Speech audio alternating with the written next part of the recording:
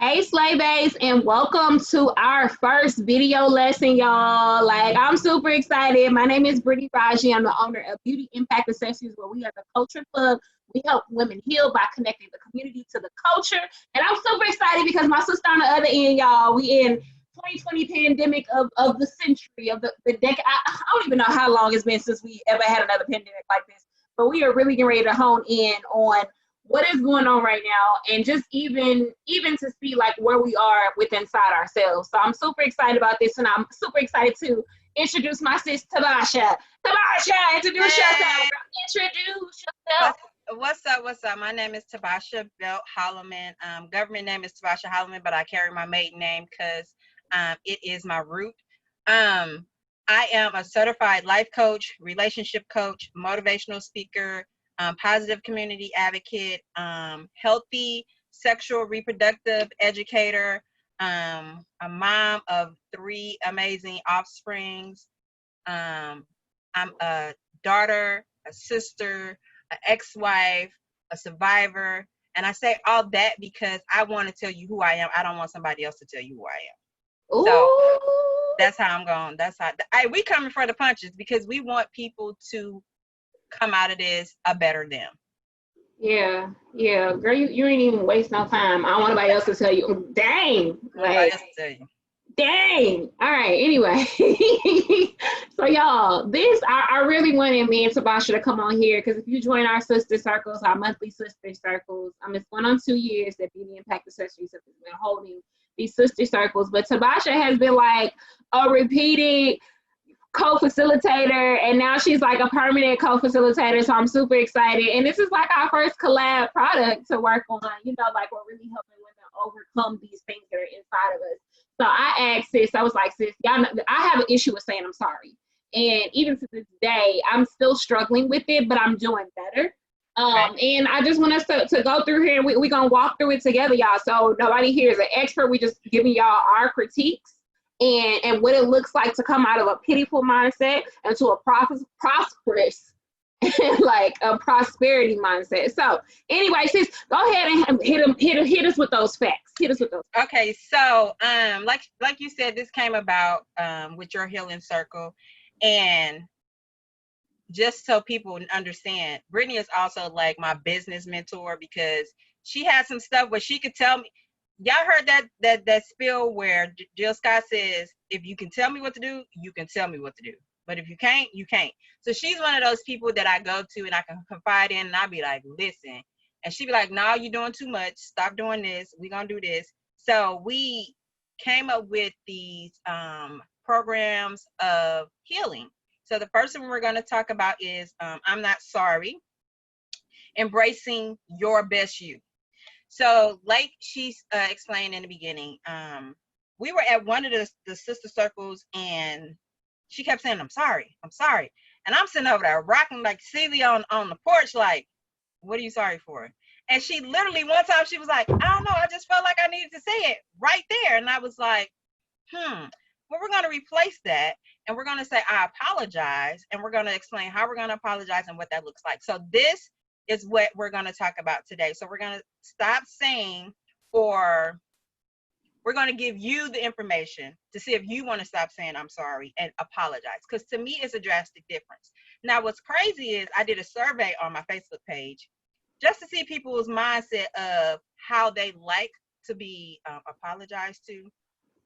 And I asked, I say, do you rather like people to say I'm sorry, or do you rather like people to apologize? And the thing was, people was like, I don't care what they say, I just want them to do it. And so my rebuttal was, do what? Because if they haven't acknowledged what the issue is and what they're going to do, how you hold them accountable for something? A lot of times we make mistakes, or something happens, a situation happens, or action that we have done that doesn't sit well. We didn't mean it to happen that way, and so we want to apologize, really. And we just need to, I'm a life coach, so with life coaching, you have the base, then you have maybe what it is for, and then you have an action plan, right? So that's what we're going to talk about today. So one of the things that me and Brittany, her I'm sorry was a symptom. And so I was like, why do you keep saying that? And then she told me her story, and her story is. All right, y'all. So I'm gonna throw it back and I'm gonna bring it back and forth. So just even recently, y'all, I would say that it's also culturally for a lot of us to say I'm sorry, and I'm gonna even go even deeper because like I've been to Africa, I've been to Nigeria, and it's so coincidental all over these areas anyway. Like that wasn't planned at all. But when I was in Nigeria, everybody says I'm sorry. Like if you hit yourself, they say, "Oh, sorry. Oh, sorry. I'm sorry." Like everybody's sorry, like about everything. And I can remember like in my first marriage, I was married to a Nigerian. He was, I'm not gonna say I'm sorry. Like he would never apologize. He wouldn't even say I'm apologize. He's like, I don't have that type of mindset. And one thing I can say, like he wasn't the best husband, but it's some lessons now to this day that I take away from just the way that he thinks, the way that he thought, his thought process. When I'm sitting back and I'm reflecting, I'm like, okay, yeah, like you was jacked up in other ways, but this made sense to not say I'm sorry or know that, you know, our thoughts are things. So I do have to say, like, even though we didn't have the best marriage or the best outcome, like a lot of things, that's one, I want to put that here, y'all. A lot of women be bashing people that they was with, but that's also a reflection of who you were at that time. And everybody comes into your life for a reason, a season, a purpose. Like, you know what I'm saying? Like, don't ever say time is wasted. I really get upset when people say that time is wasted because it's not that. So I'm definitely going to credit Mr. Raji for me getting the mindset now and reflecting back, like, okay, yeah, like what does sorry really mean? You get what I'm saying? And really comprehend on that. Even though it's still a habit and I still do it, I'm more aware of what that truly means and why I should not be sorry. Okay, moving forward. As a kid, I can remember one of my first, like, I think the first time where I really, really felt sorry was like just in school. You know what I'm saying? Like, I think I was in preschool, y'all. Like, and I was always this chunkier girl. And I think I was in the way or something like that. And move, you always in the way. And my first is, I'm sorry.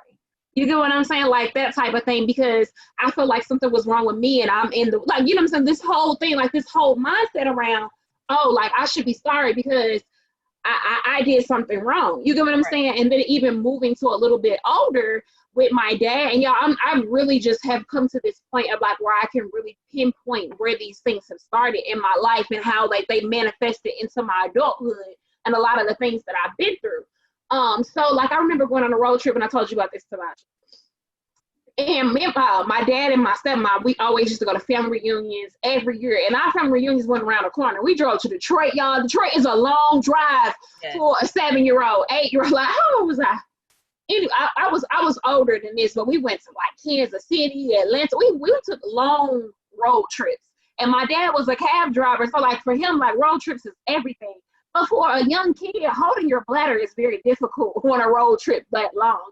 So I remember I had to use the bathroom because we stopped and we had like these. We would always have this cooler in the back seat. I'm next to the cooler that had all this good stuff. We got popsicles and sodas, and you know. And again, being a chunky girl, I want all of this. You know what I'm saying? So I drank all of this stuff. And I remember having to pee, like we like maybe 2 hours into the road trip. And my dad went ballistic. Like, you should learn how to hold your piss and da-da-da-da. And now we gonna make up time and I gotta get, like, it was just, I remember feeling so sorry. You get what I'm saying? Like, oh my God, like what's wrong with me that I can't hold my bladder? What, like, you know what I'm saying? Like it was something wrong with me. It was something like, and it was just like, it was a reply. And I honestly, I feel like that's the first pinpoint where I can realize with men in particular that I start taking the blame for other people's actions. You know what I'm saying? And them not being their best selves. You get what I'm saying? Like, and not preparing to take a child on the road. You get what I'm saying? Those kind of things. But that sorry mentality started very early, up until like it turned into people pleasing, and I gotta do this, and I gotta go over and beyond, and I got, like, you know what I'm saying, and it just really, on one hand, I feel very like good that I have high integrity and I don't want to cause anyone pain. On the backside, it has caused me a lot. It's caused me a lot of pain, you know, with being so sorry, from toxic relationship to bad workplace to, like, you know, all these other things that manifest from thinking something is wrong with you and not really being able to hold other people accountable for their junk that put it on you, you know? So I think right now, what I will say, like, it's a habit now that I'm like very conscious of to this day. Like, I remember I said sorry earlier and I was like, like, and I wanted to almost stop, but I didn't know this person. I was like, you know, I'm not sorry. I apologize. But I'm like, I can't hit this white man like that. Like, you know what I'm saying? He ain't gonna be ready for that. Like, you know, all right, seriously, but all right. It's like that's pretty much this whole backstory of why we wanted to do this. Because I can remember, like, in a sister circle, it was you and Melanie Marie, and she's like, oh, why did you say that? Like, y'all both say it on my head, like, why are you so sorry? Like, why, you know, like, and I'm like, and it made me think. So, like, being at, like, what I'm telling you, this outcome is like us having like this very conscious conversation about what sorry means. So, since will you hit them with one definition? Sorry, just one, because it's a lot. Okay, so I'm a very literal person, and I like to give people a foundation for the topics that we're talking about. So I brought to, so we got a PowerPoint that you can download, and it gets more intense, and it'll hit some more points and stuff like that, because we also want you to do the work. We don't want to just sit here and tell you stuff and you not go and do the work for yourself. So on the PowerPoint, there are 3 meanings for sorry, and then there's a meaning for apologize. So one of the meanings for sorry is feeling distress, especially through sympathy with someone else's misfortune. Okay. The second one is and I'm going to read a little bit from each one. The second one is feeling regret or penitence, and the third one is, and this is what hit me in the throat, in a poor or pitiful state or condition.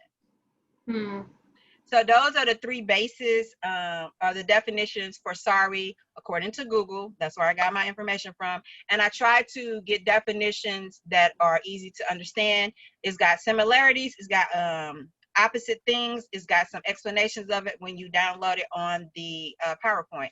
Now, apologize. Ironically, when I looked up apology on Google, apologize, to be more specific, it was one definition, but it was so powerful. And it was so simple. It's to express regret for something that one has done wrong. That's it. Straight like that. Straight chaser. That's all. And so what I want people to get, what I want to assist people with is the difference between sorry and an apology. So apologizing is a verb. Okay, I told you I'm a real literal person, so I try to give it to you best way I can. It's a word, is used to describe an action, a state, or an occurrence, and forming the main point of a sentence or something like that, right? Sorry is an adjective, but an adjective is a part of a noun, right? So it's a word or a phrase naming an attribute, adding to grammatical related to a noun to modify and stuff like that. So what I'm saying is, sorry, apology causes an action. Sorry is a state. So when you tell people you're sorry, you're just stating that particular thing. For me, don't just state it. Hey, I'm sorry. And then you ask somebody, what you sorry for? And they be like, I don't really even know. And then that's a whole nother discussion. So when somebody apologizes to you, to me, it goes to a different level. So, and there's actually healthy ways to apologize. And even in this discussion, I'm going to give you reasons of what not to apologize for, because that's the state of sorry. You're apologizing most of the time for something that you didn't even do, which is a state. So we want to have more actions. So how do we apologize? Use preferred wording such as I apologize, or my apologies to, in England is I pardon me, you know, such things like that. And then state the action. So I apologize, what you're apologizing for, and then let them know and understand the impact. I apologize for being late. I understand that this may cause some issues to the meeting and stuff like that, because then you're letting the person know a whole thing. You know, I'm not just sorry because I'm late. You know what I'm saying? To me, if you come and apologize, for one, you're holding yourself accountable. For two, you're letting me know exactly what happened. And then you're going to make an action plan. So I'm sorry for being late. Let them understand, and then explain your actions if you need be. Sometimes you don't. And then express your corrective action.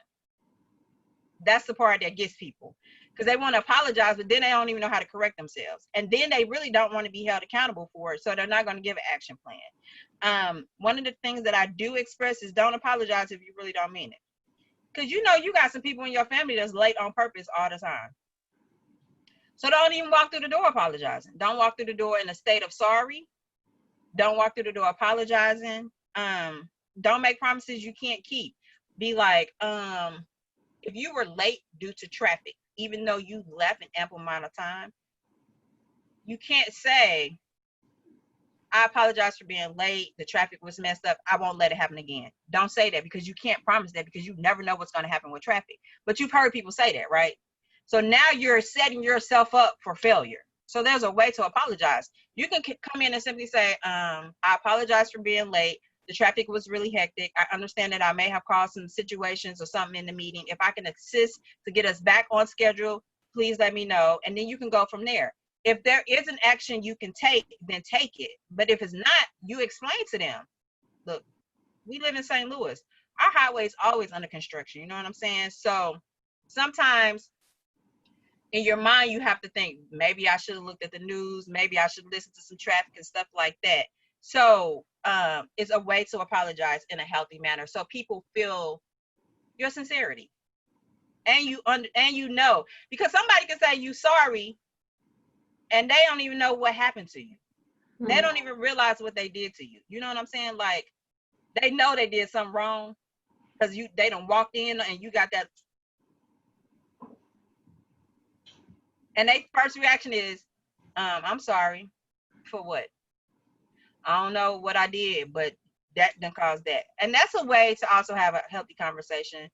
You have to be able to explain when somebody hurts your feelings in a healthy manner. It should not lead into an argument or anything like that. When you're talking, I always emphasize your tone and your delivery and your ability to express yourself, your emotions healthy, without screaming, ranting, and raving. And that's part of apologizing. So go ahead. So when you stated earlier that you in school, you apologized for you being your size. Everybody bump into each other, whether you skinny, whether you larger. Like it's a to me, it's almost like a shame on yourself. Like you're shaming yourself for being who you are, when in actuality, we probably was too close to begin with. It's both of our fault. Like excuse me probably would have been more of the proper situation. But even let's go back to that. Okay, let's even stick there, because you said some really key things. You know, it's definitely a inward view of what you think of yourself. It's not it was not always, like I could say this, for me, it was not always necessary to be sorry. Yes. It was how I felt about myself, and that was reflecting, you know, in the situations, and it kept manifesting because that's how I felt about myself. So that's one big key word. And I could even say, like, I'm a divert. So if I go too far left, bring me back. Like while I was here, I just feel like it's appropriate. I can remember, like, just even recently, y'all know, like Erykah Badu and Jill Scott just did this whole thing. And since I've been a kid, people have always told me, oh, you're like, hey, oh, Jill Scott, you look like Jill Scott. And I used to be so offended, like just really? So hardcore offended. I'm gonna tell you this, I like almost like go home and cry. And now, like, I was looking at, like, because I'm doing my lookbook again this year, and I'm doing some neo-soul inspired looks. And I was like looking at older pictures of Jill Scott. I'm like, this woman is radiant. She is beautiful. You know what I'm saying? Yes. Like, and I just, like, I had a moment, like, where I almost cried, because I was like, dang, I didn't think, you know what I'm saying? Like, I thought she was ugly because I thought I was ugly. You get what I'm saying? Like, I never thought she was ugly. You get what I'm saying? Like, if there's something, I'm like, but like, you gonna compare me to the fat girl? I don't look like, I'm like, stop. Stop. That was it right there. Mm-hmm. It's not that you thought she was ugly. you don't want to be compared to someone else of the same size, because in your state. Well, we wasn't the same size. That was a key part, but right at that moment. But here, the thing is, like, growing up, people associate, especially like with growing up, and my father always associated weight with unattractiveness. You know what I'm saying? So those things are embedded in you as you grow up. So like even now, like I'm struggling, like I picked up some weight now and I'm still struggling with self-image to this day. Not as bad as it was then, but because when your body fluctuates and what beauty standards are in society, you feel that when you don't know who you are. You get what I'm saying? And even when you do find out who you are, you still not like, girl, dang, like I can't believe I picked, you know, like it's still that, like it's a subconscious, like we do it. It's human, it's natural. You know, but the thing is, I think that with growing up, especially with society and the media, again, like I associate it with being plus size or being bigger. Like I will always say, oh, you're the pretty fat girl. It used to get on my nerves. Yeah. Oh my God, it used to get on my nerves. But anyway, I said all this to say, like I had that moment, I was like, dang, like, yeah, I can't even be mad at the way that I thought because I didn't like myself. My first toxic relationship was with myself because it was learned behavior. You get what I'm saying? And I'm really being honest right now. Like, I hope that, well, you know, if it do, whatever, I got to speak my truth because I know there's some other people that's going out there. But like that was inherited because my father didn't like himself. So of course he told, oh, you got to look like this. You got to like, you know, like all this. And now we're on better terms. But like, let's just be realistic. Somebody who's constantly telling you you're not enough thinks that they're not enough. You get what I'm saying? Especially when they have certain titles in your life. Come on, like I just seen him today, sis. And he was like, what you doing with your hair? I'm like, they call me tonight. He's like, oh, like he was gonna say something else, but like my posture now and the way that I am, like I know I'm enough. Like I don't let you have that no more. I'm like, oh, they're called bantu knots. And then this lady walks in, she's like, oh sis, I love your hair. He's like, that must be something new. Yeah, shut down. Like when we stop giving people that energy to take it, you get what I'm saying, to take you to that level, like you just good for being who you are. But I can remember like taking it back to, I'm sorry. I felt sorry because I was afraid to not live up to this standard, to not be the smaller, attractive one, especially since all of my daddy's other children were always smaller. You know what I'm saying? And didn't look like me. So I was the only one that looked like me. And I'm the youngest one. My dad is almost 80, y'all. I'm 29. I'll be 30 this year. So like you look like you got this high standard of what you think it's supposed to be and what they're praising, and you're not that. So I got to this point, I'm like, dang, what's wrong with me?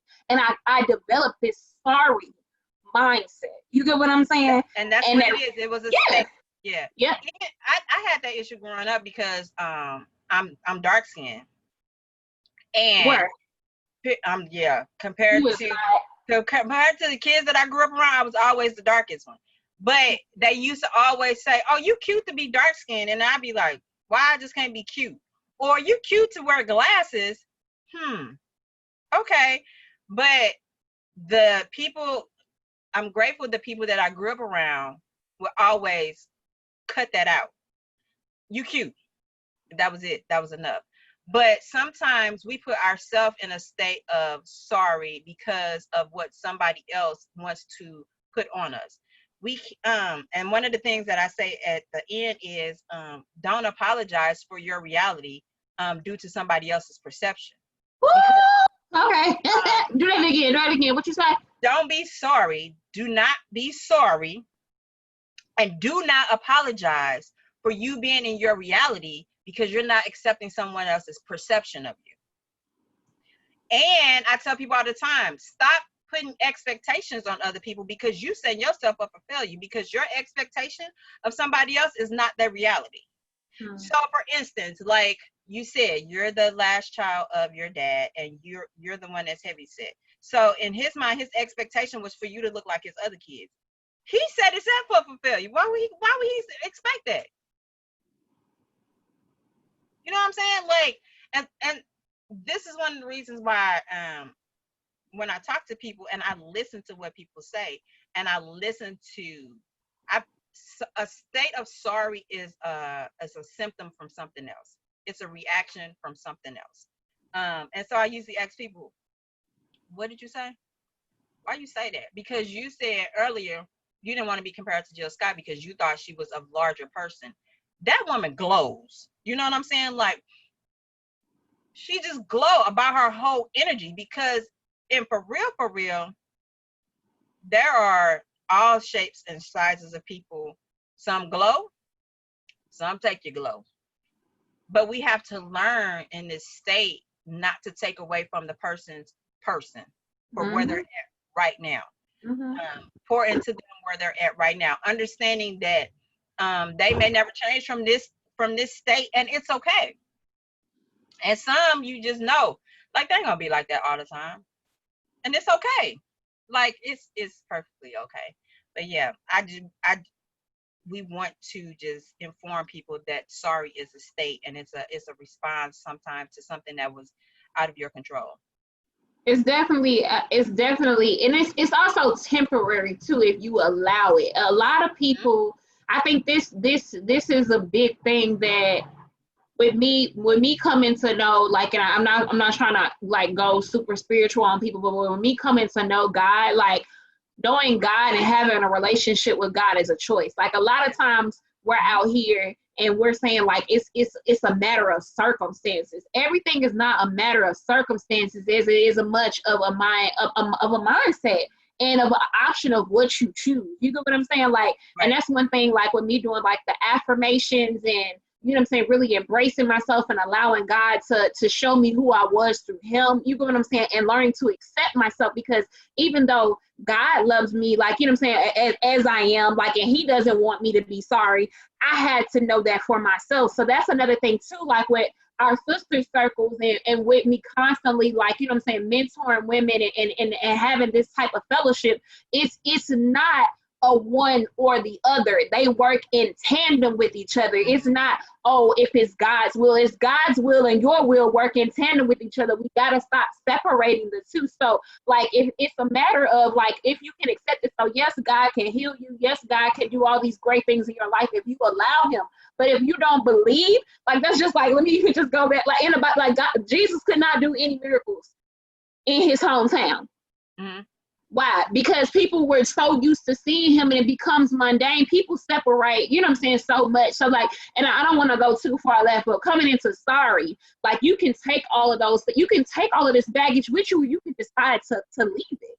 You get what I'm saying? Or you can, like, it's at any moment, you can decide for it to be the same, but it's a choice. And you have to believe that it's possible before it can come. Like, a lot, like, oh, that can't happen for me. And like, I used to get really irritated when I moved away, Tabasha, to California, and then when I came back from Charlotte, when I would come back, every time I would come back home, oh my God, I just wish I could do what you do, and oh, you're this, and people like they like sing my praises all the time. And like Lisa Nichols says, it's like, no, you don't get to call me miraculous. That lets you off the hook. This ain't nothing. But you know what I'm saying? Like, I just woke up and I'm like, oh, like, and God sprinkled dust on me and I'm just amazing. No, like, it's the work that you have to do, and anybody can do it. But the thing is, if you choose to sit in complacency, if you choose to still be sorry, if you choose to not do the work, if you choose to just believe that you were born lesser than, then that's what it shall be.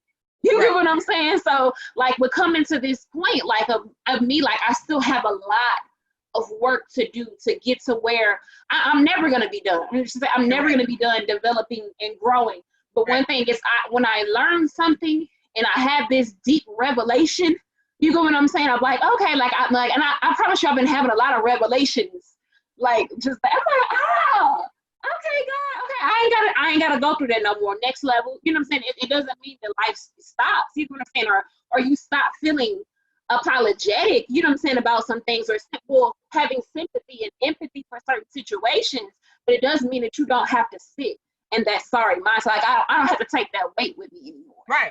You get what I'm saying? Like you say, it's a choice, and people use their circumstances as an excuse, and that's exactly because you can take two humans from the same circumstances, and you can clearly see, depending on the choices that they make, shows in their life outcome. So yeah, we all have these circumstances, but we all have the ability to choose. Some people don't want to choose because, one, I'm comfortable where I'm at, I'm getting all the attention that I want, and that person over there look like they doing better, but people ain't really paying them no attention. I don't want that. Some people feel like being messy gets them the attention that they want because How many times do we have to remind people to check on their strong friends?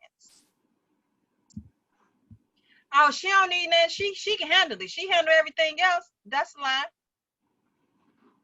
And then you rushing to check on the one person that don't want to do nothing with they life. They just sitting there honking and wallowing in the mud. Like it, and that's what I said when I said in the beginning.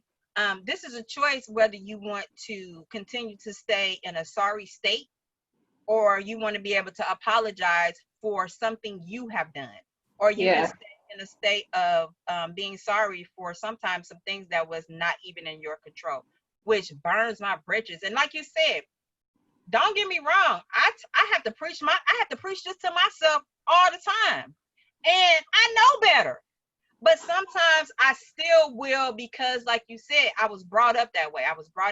I'm 44, I'm about to be 45. And it's crazy because you're about to be 30, I'm about to be 45.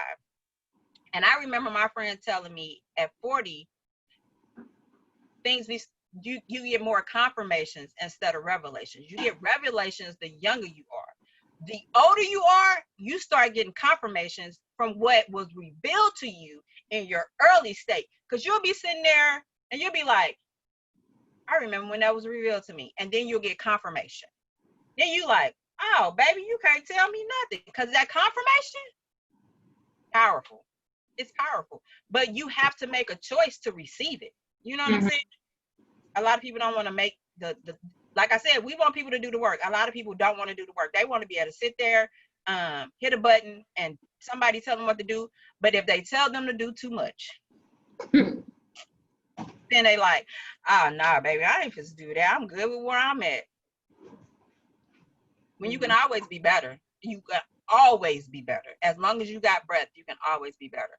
That's why people like, well, if you knew one of your family members used to be a klepto, then all of a sudden they came to you and told you they weren't stealing no more, would you believe them? Why not? I got to give them the opportunity. I got to. That don't mean you got to leave your stuff sitting around. You know what I'm saying? But you should give them the opportunity. You get what I'm saying? Guess what I'm gonna do? I'm gonna leave my stuff around. Okay, all right. Look, I mean, but it's your choice. That's your choice. Because the thing is, if you tell me and I still got to do the same actions that I got to do, then you don't have to do. Then you know now you don't have to prove to me that you changed. How you gonna prove something if ain't nothing there to you know what I'm saying, to prove?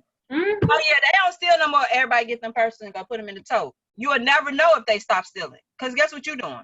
You still responding to their old actions at some point. And I know it's taking a risk. I know it is. Mm-hmm. But we got to have enough faith in people to allow them to change, because if they walk in there and tell you they ain't stealing no more, but they see you still doing the same actions, they can backslide.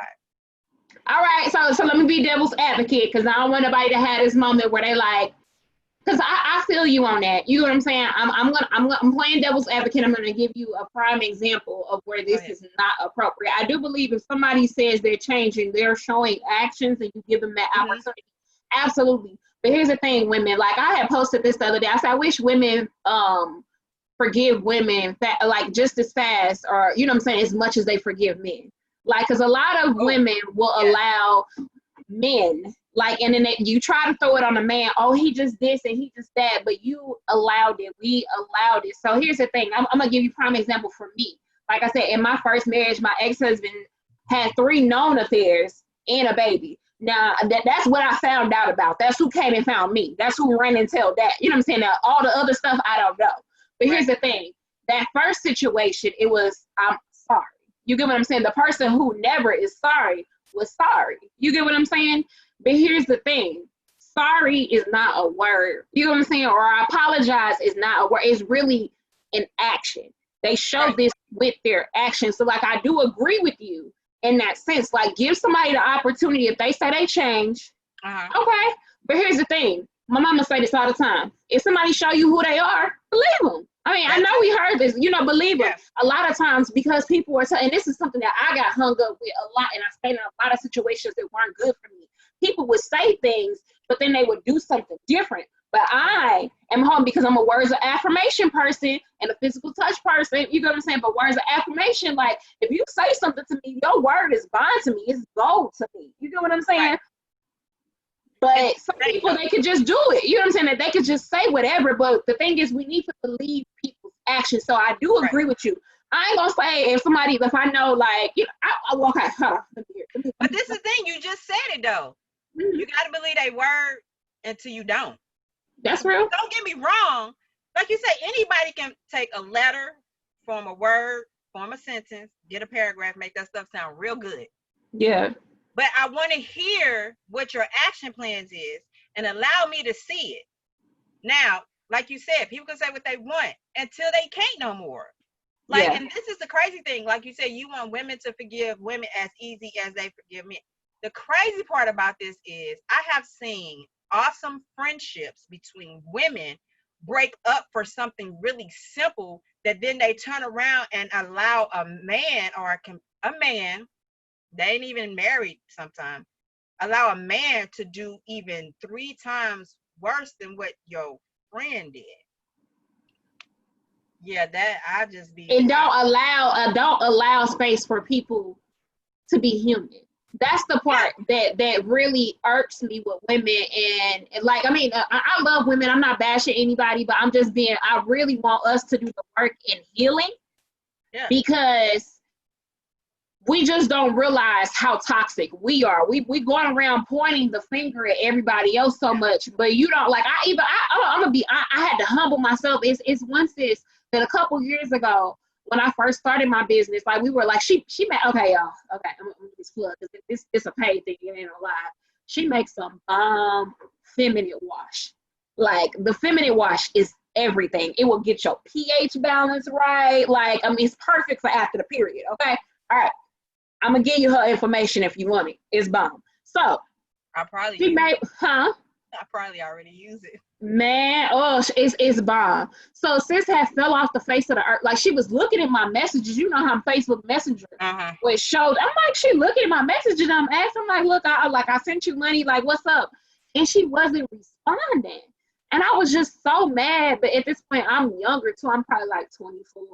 You get what I'm saying? Like, I'm like, who would do this? Like, cause I respond to everything. Like, I'm constantly. I didn't understand. And it was like maybe like 6-7 months later, I seen her comment on something. I ain't gonna lie, y'all, I was being ugly. I was like, well, at least they got a response. I was being petty as a mug. Like this before I understood, like, you know, this principle. You know what I'm saying? Or what, like, you don't know what people are going through. Right. So she reached out to me and she was like, hey, I'm sorry. You know what I'm saying? I was going through depression. I don't like, and I could not accept it because I was like, that's unacceptable. You seen it. You should have responded to me. Like, I was pissed off. Like, I ain't respond to her. I'm being honest, sis. I'm being honest. Like, I've always thought I was this great person, but when I look at some of my actions of how I did not respond back in love and stuff, I know that it took for some healing for me to be able to understand that everybody cannot move like I move. And I can't even move like I thought I could move. The younger Brittany, and I'm literally mourning who I was and who I am on a daily basis. Like, I can't even move like that no more. You know what I'm saying? And I shouldn't want to, because if you give it from an empty cup, like, you're dying out here. It's a lot of women who out here dying because they give too much and they're not taking time for themselves. So just fast forward, just this year, she added me back on Facebook because I was pegged. I was just like, I don't, like, no, that's unprofessional. I ain't rag her business or nothing like that. But I was just like, I was assaulted because I thought it was something about me, not really realizing that sis needed an olive branch, that she was going through something, not being able to have that empathy. But let me tell y'all, I done had every relationship that I was in up until then had cheated on me, lied to me, some stuff, like, just like, I'm forgiving them like it ain't nothing. You get what I'm saying? But sis honestly just needed some love in that moment and some grace. We want grace, but we are so slow to give it. You get what I'm saying? So she added me. I'm like, oh, okay, God. Like, now I'm at this point where I decided to walk with God, and I decided that I'm going to be loving. I'm literally going to love thy neighbor, and I'm going to repent. Like, and I'm going to come back to that word, repent. So I reached out to her. I was like, hey, I just want to let you know that I was wrong back then. Like, and I apologize because now I have been through enough in life where I know what depression looks like. You get what I'm saying?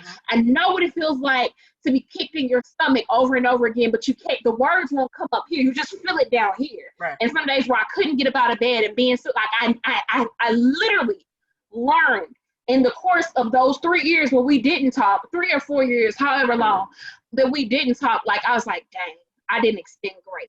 So that's one thing too. We got to be careful of how we interact with people, like when we're not sorry, because you're going to learn you should have apologized or you should have extended some grace. I reached out and she's like, thank you. That meant so much to me. I appreciate it. You know, people who don't deal with depression, no. And I was like, you know what? You are right. Up until that point, I had dealt with depression, but I was a functioning, like, you know how some people are going through, like people like, they label depression as somebody who shuts down. There are a lot of extroverts who have depression, but they can show up and they can function. So I have had depression since I was like 12. You know what I'm saying? Where I would need this attention because I didn't feel enough within myself. You get what I'm saying? Right. So it doesn't look like somebody who, you know what I'm saying, who, I don't want to get out of bed, but I had experienced a different level of depression that was similar. It is. It's two different extremes. It is. It's different. It's different levels to everything. You get what I'm saying? So now that I have that experience, I took it upon myself to go and apologize and say, I'm sorry. No, I'm sorry. I said, I apologize. I didn't say I'm sorry. But see, again, I'm struggling with I'm sorry, y'all. So I apologize. We on good terms. I bought some more of the coochie crack. Like it's everything. You know what I'm saying? So I can appreciate my growth, but knowing what that looks like. You know what I'm saying? Extending myself some grace, learning to love and accept myself for who I am. So I didn't have to be sorry. I know what it really looks like to extend that grace to other people now, and I know how to shut down people who don't deserve that great. Like it's some people who we just out here, we just giving it, and now you mad at the world because you casting your pearls among swine. I'm gonna give it back to you right now because I know you got something. Like when should people not apologize? Come on. So that's in here, but wait a minute. So I need to address some things you said. Okay. I tell people all the time, I'm a perfect imperfection of me. Because only I can do me with all my imperfections.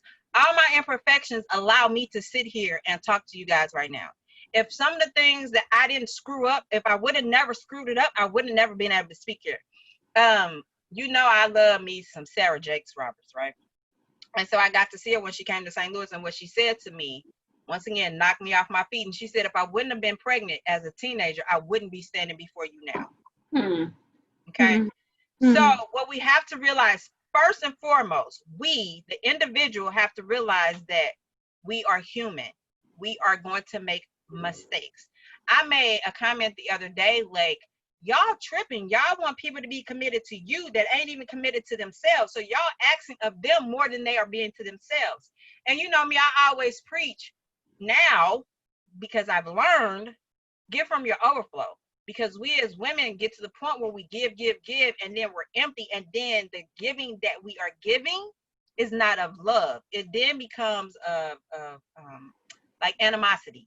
It's not pure. It's, I'm so tired. But here, who want that? Instead of saying, oh, I see this such and such and such, here you go. Instead of, don't nobody want. Some people gonna take it because they probably down to their last, but be mindful to give from your overflow. So first of all, remember that you are a perfect imperfection of you, okay?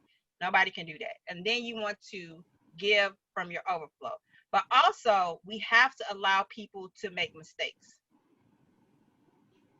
Because we make them to ourselves all the time. This is a phrase that I have learned recently that irks my spirit. I need you to be 100 with me. You ain't never lied to yourself? All the time. You want me to be better to you than you is to yourself? Not that my intention is to come and just straight lie to you, but I'm just saying, be careful what you say to me. Because are you being 100 with yourself? Because I'm looking at you. I see you. And like you said, I'm listening to what you're telling me, and I'm watching your actions. And they ain't lining up. But I understand because we are human. But like you said, understand the same way with me. And that's why I think I get so caught up on the sorry, because it's a state. It's a mindset. Like, it just does something to me. And so when you were talking about depression, Yeah, people always automatically jump to the depression of the state of not being able to function and all that stuff. But it's actually a commercial on TV right now for a mental health medication, and it actually explains there are some states of depression that you're down, and then there are some states where you're manic to the point where you done cleaned up 8,000 times, and people think you okay because guess what? Cleaning is accepted by society, so they don't think you depressed because you cleaning. But what they don't know is you've been cleaning for 72 hours straight. You know what I'm saying? You done painted your house. You done took down some siding. That's a state of depression. Mm-hmm. But since it looks okay in society, guys, people they don't understand. And I tell people all the time, I really dislike when you quick to judge, because then sometimes I feel like you're going to bring something on yourself, because in order for you to understand it, sometimes you got to be put in it, and that don't look like you should be put in it. Mm-hmm. I tell people all the time, let me tell you about my mistakes so you can go make some new mistakes, and I don't want you to have to go through what I went through. But if you don't listen, then yeah, you're going to repeat them, and I'm okay with that because I did what I was supposed to do. But as humans, my life coach center and my business is called I Am Changing, because living is a constant state of changing. And it's a lot of people around here existing. It's a lot of dead humans walking this earth. And they are draining because they decided to choose to be exactly what they are. And then sometimes us living people let them attach to us. It's like, let me see, it's 2020. I told people in 2018 was my pruning season. When I say stuff was falling off me and people was falling off me and I was trying to hold on, and I was getting stuck. I was getting stuck. Like you try to grab a rose bush when you pruning, right? I'm getting stuck by trying to hold on to people. I ain't blossoming because I ain't letting the stuff fall off. But then I was like, oh, it needs to happen. And it's okay. It's okay. Like, you're not going to have the same relationship or the same type of actions in your 20s. You shouldn't have let me correct myself. You shouldn't have the same type of actions and interactions with a friend as in your 20s as you do in your 30s, as you do in your 40s. You shouldn't have the same type of interaction if you're married and they're single. You understand what I'm saying? I see friendships fall apart because you're married and they're single. You move different. You're supposed to move different. But what people don't realize is you're in a state of jealousy that you don't even want to admit to. Mm-hmm. You're in a state of self-hate that you don't even want to admit to. But so the question was what not to apologize. So the next one is when to apologize. Okay, because sorry is a state. So apology, we're gonna say when to apologize. If you've crossed an expressed boundary or a naturally known one. So if you're talking to someone and someone tells you, I don't like to be touched, period, point blank, and you cross that line, apologize because they express it. Now, when I was doing the research, I seen some stuff that said when you cross a boundary, sometimes you don't know you crossed it if it's never been expressed. And so that's why I put in there an express boundary. I also put in there a naturally known boundary because there are just some things that as humans, some people know and some people don't. If you know better, you do better. Right. So that's one of the times you should apologize. Another time is if someone expressed to you that your actions caused them hurt. Now, you've heard this before. Somebody be like, oh, you hurt my feelings. Girl, I ain't hurt your feelings. I ain't do nothing but say such and such and such and such. Stop. Yes, you did. If I came to you and tell you, Brittany, I didn't like when you said such and such and such and such, and I didn't like it because it made me feel such and such and such and such. And that's something else we got to do. When somebody hurt your feelings, you got to be specific of what they did, what it did to you, and then give them the ability to correct it. You know what I'm saying? And don't let it linger. Like, it's okay to process. I gotta bring that up, because a lot of people will hold stuff in, and this is why we become Katie Kaboom, why we blow up, because we gotta learn how to effectively communicate what we are feeling. I struggled with this for so long. I got a whole degree in communication, and I did not realize that I did not know how to effectively communicate until I realized I was married to a narcissist that, like, you know what I'm saying, I had to go through all of this, you know what I'm saying, work to learn how to effectively communicate. Like, you had to do what? You had to go through the what? Process. Work. That's it. The work. I had to do the work. It was a process. That sometimes they have all. You know, I made my little spiel about we have all the ingredients in us, but until we work it, it don't make sense. Yep. So do that, ladies. Please do not like. Hold on. I gotta bring up 2 points, Tabasha. Hold it, because they right on top of my head. One, I gotta go back to what repentance means. And then 2, I got to talk about how, like, literally the Bible says do not go, like, it says this for husband and wife, but I challenge you to literally treat yourself like you're married, even if you're single, in this principle. Do not go to sleep mad. Do not hold that anger in and internalize it, and then you wake up. Like, some of us wake up the next day and don't even know why you're mad, because you held something and took it to sleep, and you held it and then you let it marinate with you. This is why a lot of diseases manifest. This is why a lot of anger issues manifest. This is why you can't effectively communicate with your children, with your family, with so many other people, because you have let things linger, and it has turned into your body in disease. Like, that's what it is. You get what I'm saying? So one thing, don't go to sleep being mad. Like, even if you got to write it down on a piece of paper, what you're feeling, even if you don't know what you're feeling, just like, I feel rage. Why do I feel rage? I feel rage because this happened. Why am I offended? Like, process that with yourself so that you can sit right with yourself. And then if you got to take 24 hours and then go back, don't let it sit a week. Don't let it go a month. Definitely, if some of y'all that's got some tea for years and you still can't sit at the dinner table with that one auntie that had you messed up, like, that was just it, and you couldn't go back and confront her. But let me tell you, I've had to check some family members. You wrong. I'm not going to hold it no more. But let me tell you, I'm going to be respectful. I'm not a child, and you're not going to talk to me like this. Therefore, I'm not sorry. You get what I'm saying? So don't hold that.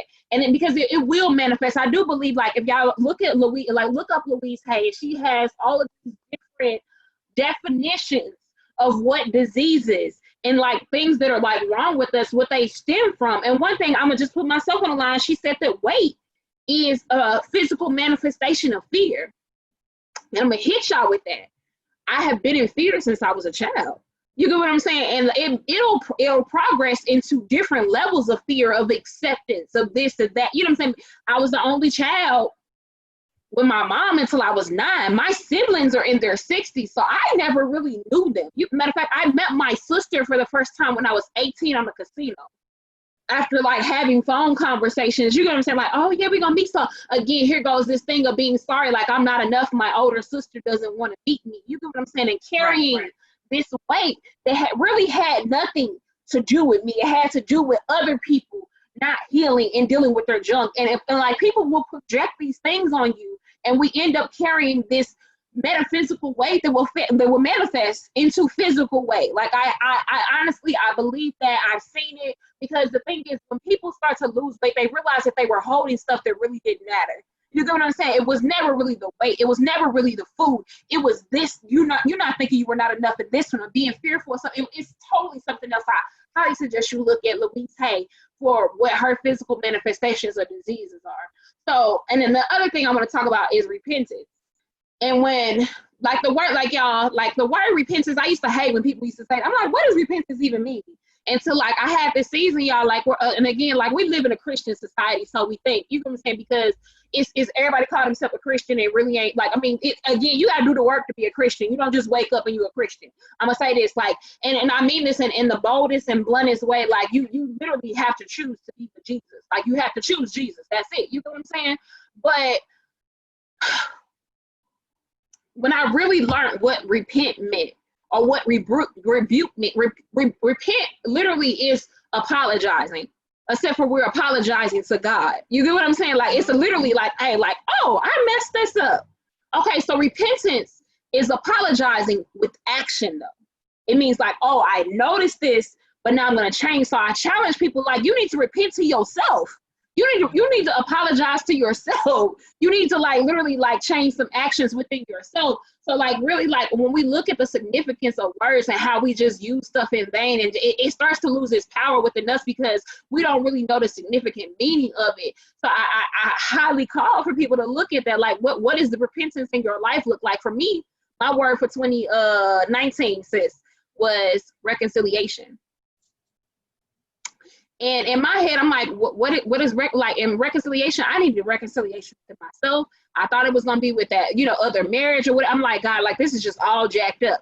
But reconciliation called upon repentance to Brittany for not accepting me for who I was, and always like and having that sorry mindset. You know what I'm saying? Right. So that's what I had to break down them too because we was getting real deep. I'm gonna let you. Okay, so when is another time that someone should apologize? Okay, so my bad. Uh-oh. So what's wrong? My computer. No, we good. Sorry, some of my okay.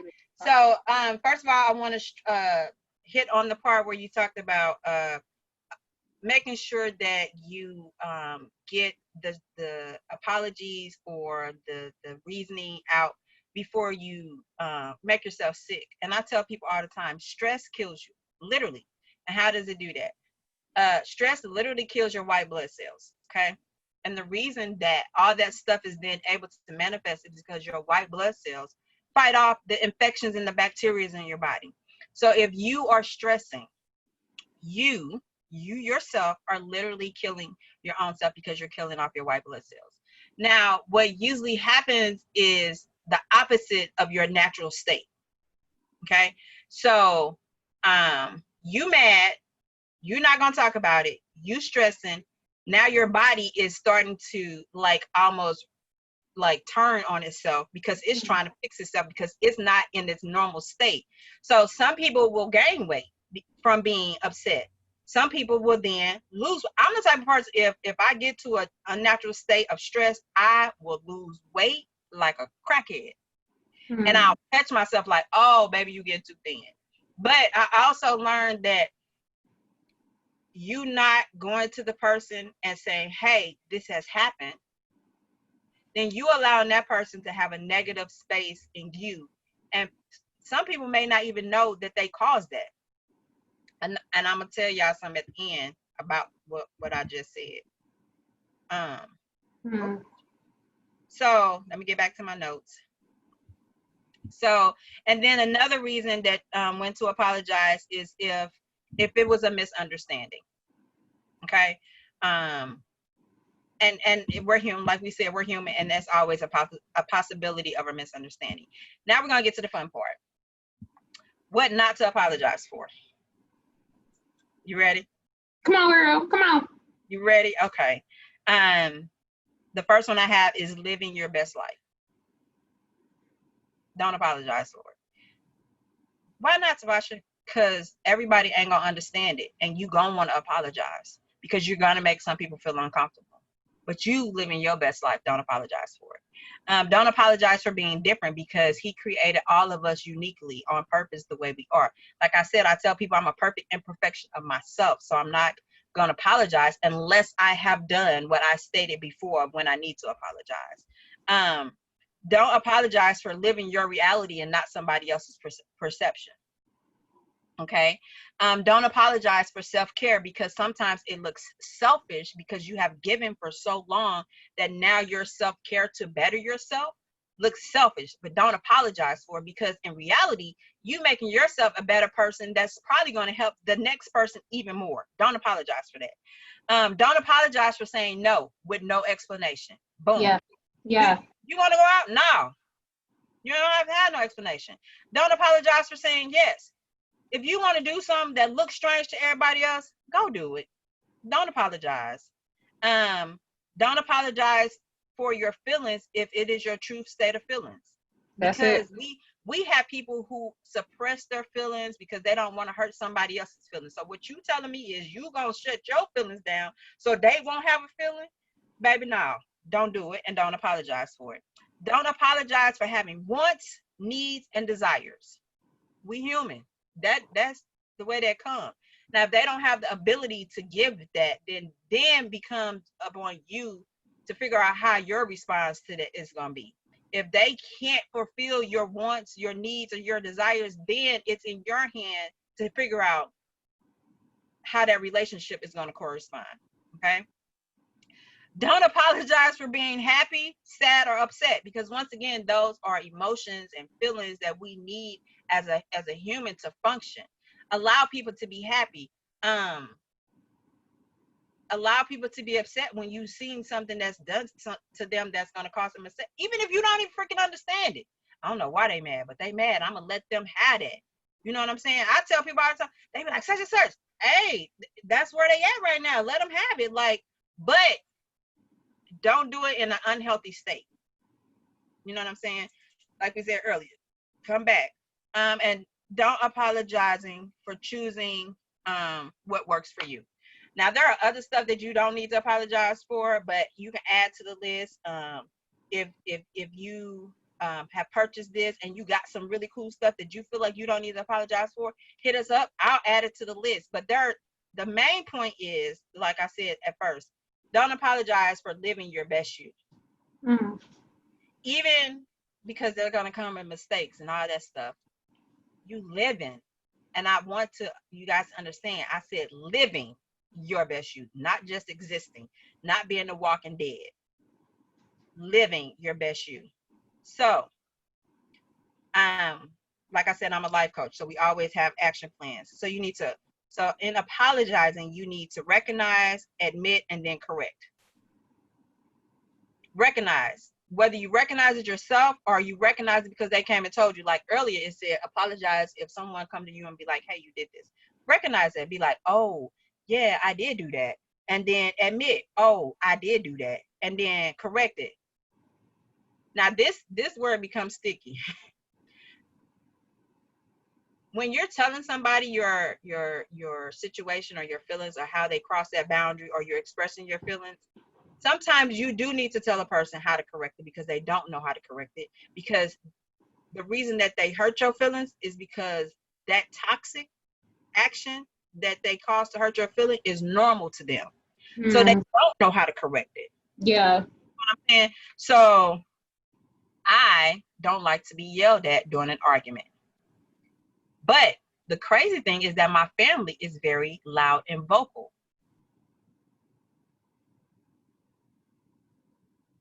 Yeah. So I literally have to tell people. And my mom, she'd be like, don't yell at her. She ain't heard nothing you said. You sound like Charlie Brown to her. So if I'm dating or if it's just a friendship type of thing, I tell people, hey, if we ever have a misunderstanding, please just come talk to me and come talk to me on this level and not up here. Because if you up here, if I did something wrong, I probably did it, but I'm not going to understand it because you up here. And people like, how you going to tell me how to express myself? Because if you want for this to work and you want for me to understand it, it's got to be a compromise. I messed up. You need me to know I messed up, but you got to give it to me in the tone that I can understand. Yeah, delivery is everything. You got to deliver it to me in a way that I can understand. I'm be sitting there still looking like, what she say? What? Like, it don't. How is it relevant to me? You know what I'm saying? Right. Yeah. I think that's I really got to give you your flowers in that moment. It's so many, especially African American women, and I'm even like, cause we do have an age difference, even though I feel like we like the same age sometimes. Like I forget, like, but a lot of women your age, do not understand that principle still because they have not healed. Like I've noticed this with women that are like, I'm gonna say 35 to about 50. Are really struggling with communicating how they need to be communicated to and accepting when someone does not want to communicate in their preferred love language. You know what I'm saying? Or their preferred communication language. So now everything is you, and not any accountability for me. And again, it's this perpetuating cycle of toxicness because they are unwilling to change. You know what I'm saying? It's really a mindset piece. And I'm not going to say this is for everybody. I'm saying that I've encountered a lot of Black women or women of color. Oh, I'm going to just say Black women. I'm not going to say women of color. I'm going to say Black women who are unwilling to change. And they want to throw their dirt on every other situation instead of just look in the mirror. Look in the mirror. Like, that's just it. Look in the mirror. Like, everybody ain't jacked up, sis. Like, I'm living proof that everybody not jacked up. You know what I'm saying? So we really have to do our work, and I really want to commend you for doing the work that it takes. Like, you can't come at me like that. Like, and I got this whole new collection called the Queen Collection. And when I put it on live the other day, I was just like, and it's really like muumuus, but they super stylish muumuus. They not like, you know what I'm saying? Like, you know, like, you know what I'm saying? But it's like, but the thing is, when me dressing a certain way now, ain't no man gonna come at me sideways no more. You get what I'm saying? Like, if I'm out, it's really about how we advertise, but I know, and I carry myself differently. But the thing is, we don't understand. Once we change, the situation change. There's some stuff that used to happen to me 2 years ago, 3 years ago, 5 years ago, that don't happen right now because I changed. I don't show up the same. I don't accept the same thing. I don't radiate this type of energy. You get what I'm saying? And people are unwilling, like, and I know that it's not because the world didn't change. The world didn't change. I changed. You get what I'm saying? Because you, at one point, and it comes back to our whole thing, you were in a state of sorry. You're no longer there. So you show up differently. You know what I'm saying? And so, and people hate when I say this because it puts it back on themselves. People do to you what you allow them to do to you. And people don't, and I be like, that happened because I knew better and I let it happen to me. And I also tell people this in the same state of forgiveness. First, you got to forgive yourself because some of the things you allowed to happen to you and some things were out of your control. But you still living in both of those states. You know what I'm saying? Like you said, you can carry yourself a certain way. Prime example today with the Bantu knots. When it was stated to you, your strongness you stood strong. But have you ever seen somebody say something to somebody and all of a sudden you see their whole energy be like, that was me. That was me. That was me 2 years ago. I ain't gonna lie. That was me. Living. This right here is living. This right here. So when a person see that, they know, oh, I can get her right there because now she ain't standing strong. Like, she in a state of sorry, and I can attack her. I can mess her up. But guess why I'm messing her up? Because I messed up. Because you know me, every time I see somebody, I'm like, hey, beautiful. It throws women off. Like, who's she talking to, baby? I'm talking to you. You wearing such and such, or you doing such and such, or if I see, I hate is a strong word, y'all. I hate to see people walk with their freaking heads down. That tears my soul up. And even when they look up, they this is still dead. Y'all, we gotta stop existing and we have to start living. And in order to do that, you gotta be uncomfortable. You gonna have to change your atmosphere. You gonna have to make some people around you feel uncomfortable, because when you start to live, then people ain't gonna get the same benefits from you, and then they got a whole attitude about the situation. Don't apologize for it. Don't go back into that state of sorriness, into that state of being pitiful. Who? How? No. That's not where we need to be. Now, and I'm still stuck on the fact that you said we as women need to start forgiving women, because with that, sister circle becomes great power. I say this all the time. Men are out of control right now because women are protecting them. That ain't even a natural freaking state. How are we protecting them? That's their purpose. That's embedded in them. But men are out of control and on a point because women are allowing them to be as such. If you require them to be who they are really supposed to be, nowadays, because they know some other woman ain't gonna require it, they gonna run off.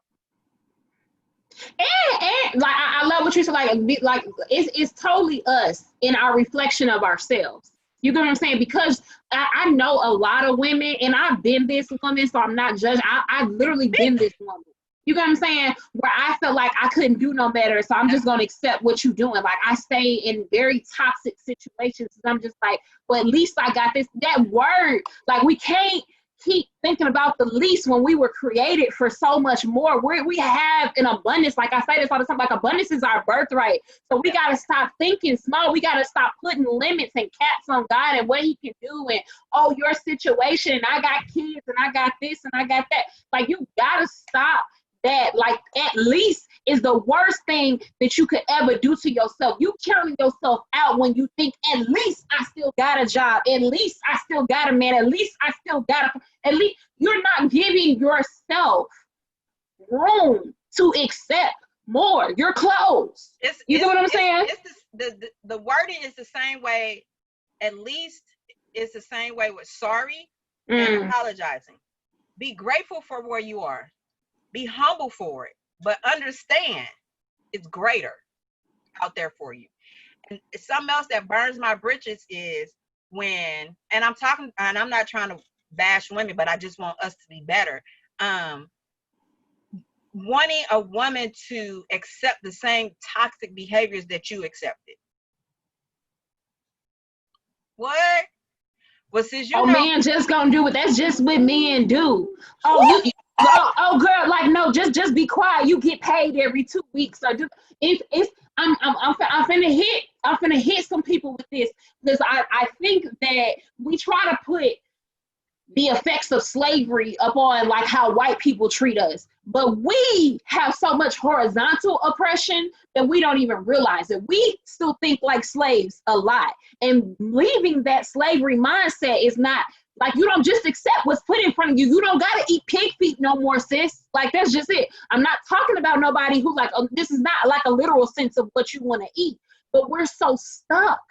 We're so stuck in like, yeah, that might have been like, and don't get me wrong, I'm not saying that if somebody cheated on you and he decided to repent and he wants to be good to you, I'm not saying don't forgive him, sis. I'm just saying don't put yourself in that box where you continue to let it be a cycle. That's what I'm saying. Because honestly, because everybody can change. You're right. Anybody can change. But if they showed you they ain't gonna change, you need to change. That's right. We said earlier, people will show you who they are. Now, what they say, if snake bite me once, shame on me. But if they bite me twice, shame on. No, if they bite me once, you could forgive unlimited. Like, I don't believe we should put a limit on how much we should forgive somebody. I do think that we need to put a limit on how much we tolerate BS. We will tolerate stuff like and just stay in it and become complacent and stuff. Like, forgiveness is really for you. Like, I forgive you because I can't hold you responsible to something that you don't want to change. Like, that's not for you. Like, that's not for, like, even what you said about it's not for people to accept your apology. Your apology is to clear your conscience. Right. Just like it's not for you to like forget, like forgiveness, like that's the biggest thing. Like, and I really got to hit a pain point. I got a family member. I'm too scared to really tell too many truths. I don't know who's going to watch this or whatever. Lord, forgive me.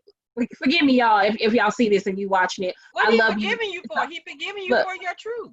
I'm not really like saying, Lord, forgive me. I'm saying, family members, if you watching this, know that I love you, but I got to call it out because it's a generational thing that we don't call out. Break the chain. I got to, sis. My grandmother, I love her to death. I love her to death. But she has held on to every single thing that happened wrong in her life that she cannot rejoice and just live and enjoy life with all the good that God has put in her life. You get what I'm saying? Like, she'll still go back to some stuff that happened when she was a kid with her mom or her first marriage. And you know what I'm saying? Oh, and he had all them kids over, huh? It gets her attention. But here it is, y'all. Like, and my grandmother is dealing with early onset dementia right now. And what dementia will do with your mind is it'll take you back to times and you get lost in this sequence of things. Yes. So right now what she's experiencing is she'll remember stuff that happened in her younger age and how she didn't feel like she was enough. And the thing is, my grandmother was a minister before now, and I really realized that she really did not allow God to completely heal her. Like it was this show for everybody else, or you know, whatever, to esteem herself. Because now let me tell y'all, my granny used to go to a day program before COVID hit. And my grandma be dressed up. She come in, she just was gonna stunt on them other women because the men was giving her attention. And now, like, she stayed on all of these websites and all, like, and it's, I'm gonna find y'all new granddaddy. It's this and that, and it's something like she not really happy with herself. You get what I'm saying? Like, we'll look at that, be like, oh yeah, I love my grandma. She is the flyest thing you gonna ever see. Like, she gonna be matching her nail.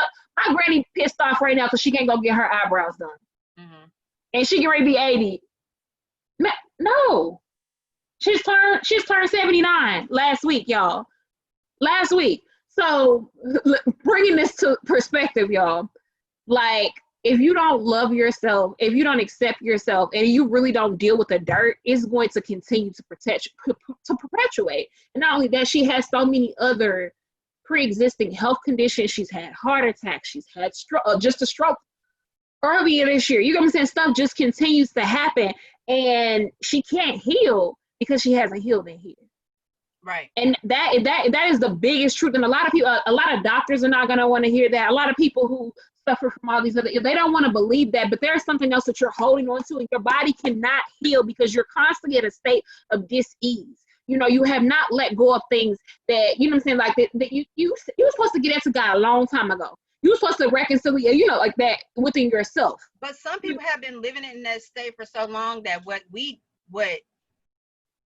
some people don't realize is that what we see is the symptom of it. Okay, so like, I have alcoholism that runs in my family, right? Soon as I hear that, I'm like, what happened? Because alcoholism sometimes it's self-medication. Symptom of, but what happens is the mind is so intriguing that it will what's the word, suppress. Yeah. And so sometimes, and this is why I tell people all the time, and you and me both believe in this, go to therapy so they can pull it up so you can understand this symptom that you are portraying to the world. Because you, like you said, you ask people sometimes, they wake up. How you wake up mad? Yeah. How? You wake up, it's something has been suppressed that you done suppressed so well, you don't even realize it. So like, you need to go to a professional who know how to ask them triggering questions and can assist you when it pops up, so that you don't go blitz and be like, oh my God, now I remember this, and this. I was on a webinar the other day, and this lady said this song came on, and they were in a certain situation, and a song came on, and it triggered her to remember something from her teenage years that when she went back and asked her parents about, they had forgotten about it because it was a traumatic situation. Sometimes the brain tries to protect you from something because it was so traumatic, but then you still have the symptoms of it. So that's why I tell people all the time, at least go to a therapist 3 times. If you feel like maybe you not getting anything, try at least 2 to 3 therapists. That means that's a total of like 9. I'm on number 7 and I finally got it right. So it ain't like, I mean, you gotta not give up on you. But I'm gonna challenge you on that aspect, because we are creators, and I do, the brain will react differently to trauma. Like, we know this, like, if you're easily triggered, that is a sign of trauma. And we all have trauma. We got PTSD.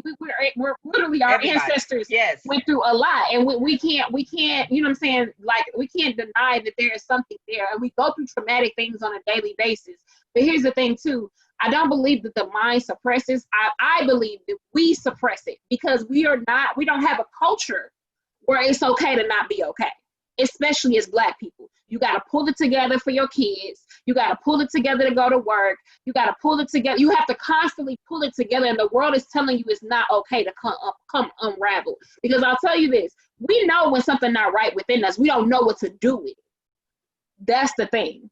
Because there are some people who are very aware of their emotions and their reactions and very much in tune with themselves because they've done the work. so the thing is, because we don't know what those feelings are when they first approach us, because we've been told, oh, you're a boy, don't cry, boys don't cry, big boys are this, you know what I'm saying? Like, don't, because we've been told these things, we don't know how to manage them, but we always felt them. We've always felt them. I think it's a lot of stuff that happened to African Americans because you know a lot of stuff happened in households that you weren't allowed to speak upon, and for women that I am speaking to, since more women are coming out, like it's literally people will be like, it was a sin, and then I remembered the situation. Yeah. And so that's what I'm saying, that part of suppression. Now some of the stuff, like you said, bro, you know why you doing that? You just don't, and like I said, allow people to change, allow people to hurt. Like you said, allow people to cry, allow people to laugh, allow people to speak in whatever dialect they need to speak in to get what they need to get across. As hopefully, sometimes it might be disrespectful to you, but understand if they've been speaking that way for a long time, it might be hard. But that's your time to correct somebody. Like, I don't like to be called. I used to be like to be called. It was okay to call me a female B back in the day. Not so much. Don't call me on my name. I don't even. It be some rappers like, will you follow me on Insta? I was like, do you curse? Do you call women out their name? Like, well, yeah. I'll be talking to. I ain't gonna. That's like, no, like, bro, I can't support you these days. Yeah, I can't. And I'm not gonna apologize for it. Like, and I don't get mad at other people. They be like, yeah, and I'm like, oh, I remember when I was in that state, and some people never get out that state, and that's the thing.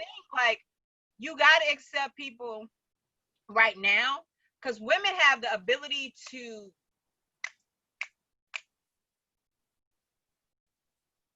see.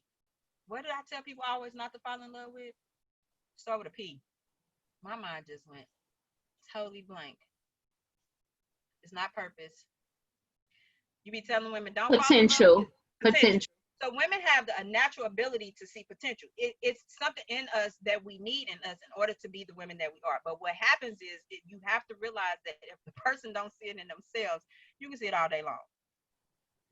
And we have that too. Like you said, women do see the potential in everybody but themselves. No, that's it. No. That's it. You know what? We see the potential in ourselves. Guess what? Guess what we don't want to do? What, girl? Do the work. They may not like me this way. Not everybody. That's it. Like, acceptance is a big thing. Yes. Acceptance is a massive reason why we're so sorry to be accepted. Fear rejection. Yeah. That's real. Stops yourself, stops your business moves, stops your spiritual moves, stops your relationship. And I'm telling you this because I'm right now, this fear of rejection and all that stuff is my reality right now. Like, there's a lot of stuff being manifested in me, and you know it. You be like, sis, you need to. I be like, I ain't gonna do that. You be like, why not? I'm gonna mess it up. And you be like, well, if you mess it up, send it to me and I'll fix it. But in that same, it's so much stuff manifesting that once it's kind of scary not to have that fear no more, because you feel like, wait a minute. It's a new normal. Like, I mean, I know that we throwing that around right now, but it's totally, I hit a new normal before the pandemic. I'll even be honest with you now. I have to apologize to myself for feeling this overwhelming feel right now in my new marriage. You know what I'm saying? Like, I'll be like, oh God, what is this? Like, I'll be like, oh, you're coughing too much. You're just like, I feel like I got a baby, you know, like sometimes like just that, you know what I'm saying? Because of the weight of like, huh? You got a newness. It's true. And this other concept that I wanted to hit on, that I challenge women right now, is to stop saying that time heals everything. And this is where I was coming from with this moment of suppression. We feel that it just takes time to get over things. It just takes time for, you know what I'm saying, oh, like, yeah, I will heal in time. I just need time. Like, let me tell you, a lot of y'all been wasting your time because it's not a matter of time. It's a matter of making a decision, you know? And I'll even be completely like, you know, since we had these conversations, I'm just like, oh, it ain't been enough time. I want to get remarried. And you know what I'm saying? Like, I was just so hung up again with what other people would think, you know, not necessarily of acceptance. I don't care because like I don't lay next to everybody. You know, I'm like you ain't in my bed, like you know what I'm saying, like that ordeal. But the thing of time, feeling like we have this sequence in our mind, this ideal timing, this perfect timing that we feel like, you know what I'm saying, it's our own false expectation of what God is gonna do and when it's gonna happen. A lot of us, we self-sabotage because of time. Because you keep feeling like with time, like no, one thing I will tell you, with time you will become better if you choose to. You get what I'm saying? Like if you make that choice. Like it's not a matter of time, it's a matter of being willing to change. It's the work again. Once again, it's definitely the work. You know what I'm saying? Because a year ago I was not in this position that I'm in right now. 2 years ago, I had read something, and I try not to get too far into like astrology and numerology and stuff like that, because although they are real and there is, you know, evidence of them being real, I don't want anything to be my God other than my God. So I don't want to start showing up like what they you know, say like, oh, now I'm trying to figure out how this is going to manifest or whatever. But something said, like, I was listening to some numerology and it was saying that you have been through more in the last 5 years of your life than people have been through in a lifetime. And it was very true. I lived in 3 cities in 3 years. Huh? That's true. But like it was very true for me. It was a truth. Like, you know what I'm saying? I lived in 3 cities in 3 years. I opened and started business. I met so many different people. I traveled out the country. Like I literally in 5 years, I had totally transformed and renewed my mind. I read over 40 something books in my mind. A lot of stuff in last year. That's real. That's like real. Me sitting back looking at your life, I was like, wait a minute. When we she was here and now she, oh, all right. Like, and not to cut you off, but when you saying time heals everything, a lot of it is because we don't allow people to make the choice to be okay. And I'll give you a prime example with relationships. We want to tell people that get divorced or in a relationship, oh, it's too early for you to get back in a relationship. That means you really didn't love that person, or this is, baby, who gave you the key to time?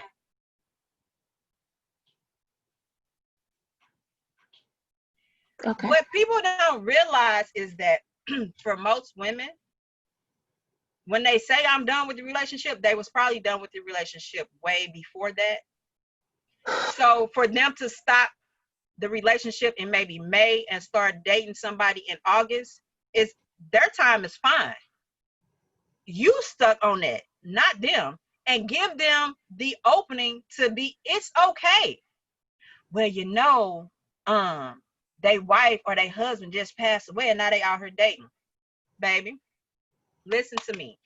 If I get remarried and I pass away, please let my husband find a spouse to have the companionship with. You know what I'm saying? I don't want that sadness for my husband. Hold on, sis. Hold on. What's your sign? What's your sign? You know I'm a Libra. Okay, you're a Libra. I'm a Scorpio. I told my husband, I said, when we get to heaven, I'm telling God, I'm his only wife. He can't sit on the side like, no, look, this is how I feel. But no, I'm just that overprotective type. I'm a mind type person.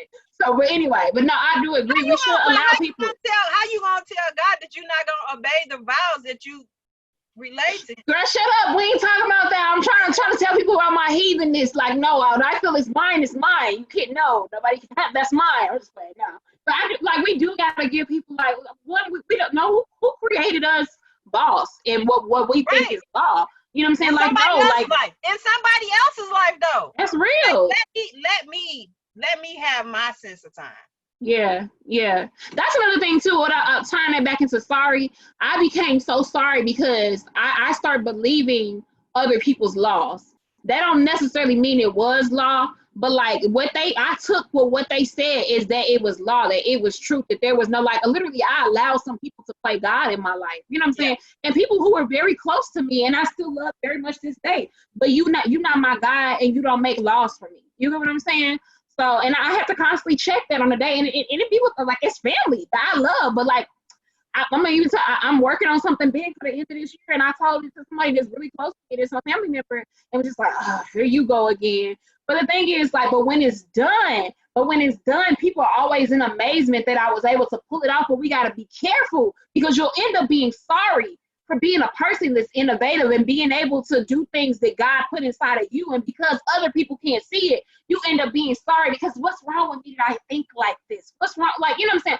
All of these other things. So there's so many different levels. How dare you live your life? How dare you live your life? How dare you? That's what I'm saying. That's what I'm saying. You know what I'm saying? So I mean, and I figured out why older people don't have filters. They done been sorry. They realized that they ain't got to be sorry no more. That's what they don't realize. Listen, I done spent all this time doing this, and this. Man. I respect elderly people, and I proceed with caution. Yeah, look, I went to go see my daddy today in his little old folks home, and it's this man who always out here in his wheelchair. He's like, my birthday was last week. I was like, oh yeah. I said, how old are you? He said, I'm 85.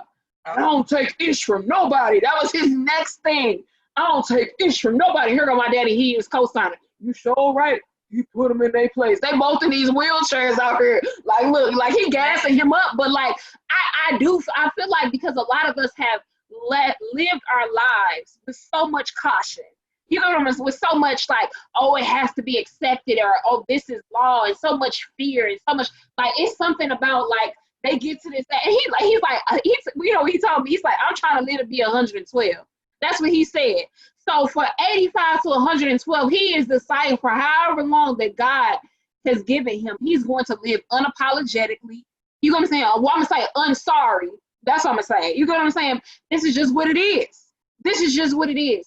And I could respect that. Before I would be like, why old folks just be doing too much. But I realized that they have lived life long enough to know that your approval is not required. But everybody else wanted them to do. Now they really gonna. But and the thing is, what happens is people are learning that at an earlier age, and it is scaring people. Yeah. There is no. I don't like the word society. Because society says, and according to society, who is society? Can I get their number so I can text them and cuss them out? Because who gave them dominion over me? How you feel about society is how I feel about they. Well, you know, they them, yeah, they who is them? What is that? Yeah. I got some words for them. That's how I feel. Like them, they in the same car. They you know, people, what people said, they said, all of them. Right. Yeah. And you know, oh, people got that saying, what they eat don't make me poop. And that ain't the way they say it. But I felt that. I just had to take a moment. I had to take a moment to process. And I be trying to express that to people, like, don't expect people to understand your journey, for one. You don't understand. Yeah. You have complications with your own journey. Don't expect somebody else's journey to look like yours, because you was individually made on purpose with your own purpose that only you can do. Like, just allow people to just be who they are and understand that that's all sometimes. That's like it. 6 months of minding your business and 6 months of standing on other people's business is a great year. Then guess what happened? A whole nother year comes. 6 months of minding your own business, 6 months of standing out somebody else's business. Like, I literally had to learn, because I'm a helper. I literally felt like everybody needed to be helped because I got a solution. But everybody don't want that. And I'm okay with it now. Oh, you don't? But now what they're not okay with is now our relationships look different. Because I'm not going to keep coming around you and look at you destroy yourself. Well, you don't come around no more. For what? To look at you just existing? No, I'm cool. So I got to do what you want me to do in order for you to come around? No, but you got to do better than this. If it's the same thing, I'm not going to keep coming around. Or, I mean, and that's another thing, too. A lot of us, you're not pigeonholed to somebody else's life. Like, that's the thing. Like, I just spoke about going to see my dad today, but, you know, for months in the sister circles, I said, like, I hadn't even talked to my dad. I didn't come around. Matter of fact, y'all, I'm going to give y'all some real tea. My daddy didn't know I got a divorce. My daddy didn't know I moved out the state, moved back into the state, and stayed around the corner from where he used to stay. My daddy didn't even know nothing, because he could not respect my boundaries. And because he couldn't respect my boundaries, when I decided to start choosing myself, that was a whole 360. I was like, I'm not sorry about none of this anymore. I'm not gonna apologize. Like, he wanted me to bend and flex and be what he wanted me to be, and then it would turn into manipulation where I gotta get other people to gang up on, like, and it's like, oh no, you're wrong. I got tired of being wrong. I got tired of taking the pills and being left on red. You get what I'm saying? Left holding the bag, but stuff that wasn't my job to carry. So I had to make a decision to choose myself, and that meant that and the thing is too, it's not about, because anything could have happened, and God forbid that would have happened that way. You get what I'm saying? But I had to make a conscious decision to stop opening up my own wounds, expecting him to show up differently, and I didn't hold him accountable for him to be different. You get what I'm saying? Like, it's like, oh, well, if you curse me out in front of all these people, I just do what you want. So because I gave him the reaction that he wanted, he's going to continue to curse you out in front of all these people because you do what he wants. Right. But when I don't allow you to do that, and I stop answering your phone calls, and I go ghost on you, and you don't know anything about my life. Now, and even like today, he tried it with the Bantu, and I was like, give him nothing. So he shut it down. You get what I'm saying? So it's learning those boundaries, and that was the part for me where I'm no longer sorry, dad, mom, job, cousin, friend, boyfriend, husband. I'm no longer sorry that you can't be on my level. That's just it. Like, I mean, I'm sorry, I'm just on this level. I'm sorry that we're not seeing eye to eye. We're not on the same page, but I read chapter books, boo. Huh? I'm sorry that they're not on the same level. We're not sorry. We're not sorry. I apologize.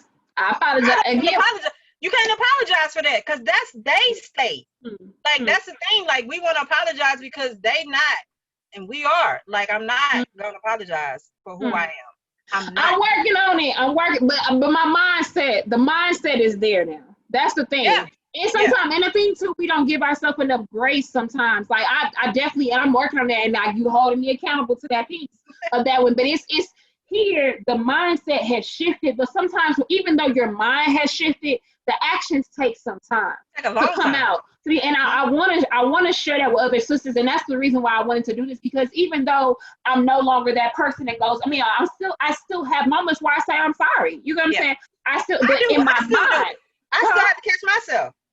I'm like, God, no, I'm not. And then look, the thing is, I be thinking in my head, I'm not, and sometimes it come out, and so then sometimes I look like a butthole because you gotta go back and you gotta rebuttal. I'm going to apologize, but I'm not sorry. And I said, but I'm not sorry. And by the time I turn around to say I apologize, they looking at me like, I'm like, let me explain what I mean. And then that's when I have to go through like the whole presentation with somebody. And then they understand, they be like, you're right. And it's okay. And the thing is, until we get to that point where we don't do it, I think it's also helpful for us to explain to people why we are going through these things. And you don't have to explain to nobody nothing. You don't have to. But it's also, it's a checks and balance. Everybody not gonna be able to receive it. That's for sure. But it's a check and balance for yourself. Like, that's one thing, like, you know, I'm a former teacher and I'm an advocate now. And what I realize is I know I got it when I can teach it, when I can give you somebody else the game. That's when I know I have mastered it. And when I'm moving and then I'm getting progress is when I can show somebody else.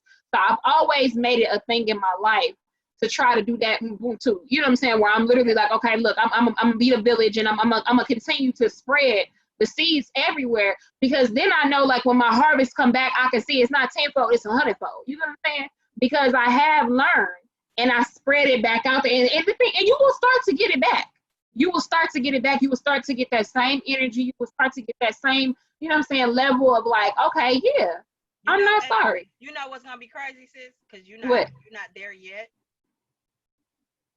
As a mother, I plant seeds that I know I'm not gonna see the harvest, but my child, my grandchildren will. Like, and people are like, why do you say that? I say because I'm doing what I'm supposed to do in this season.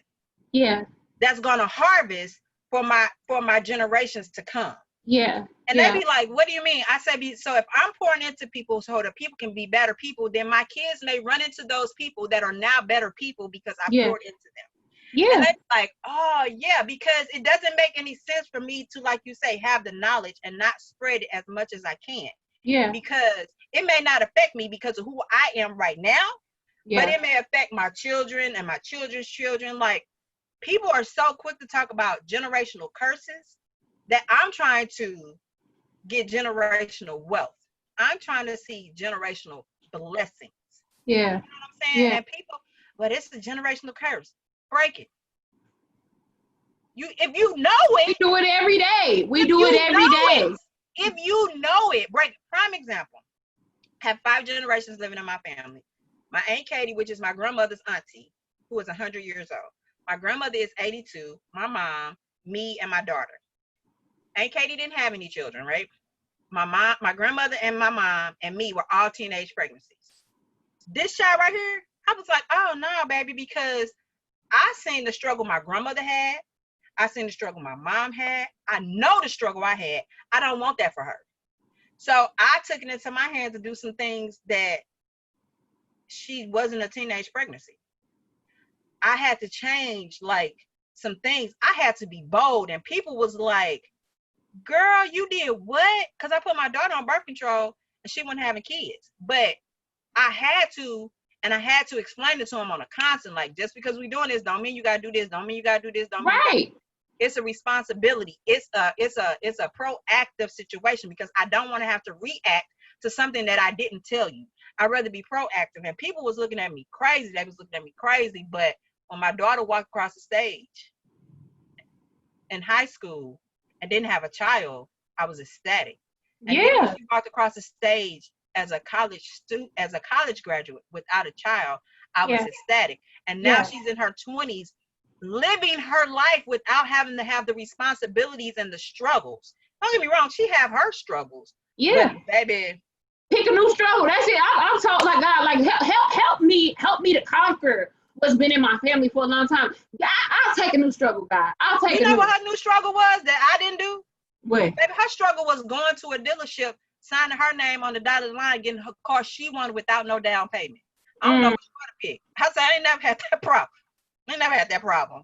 Come on. I'm grateful you have that problem.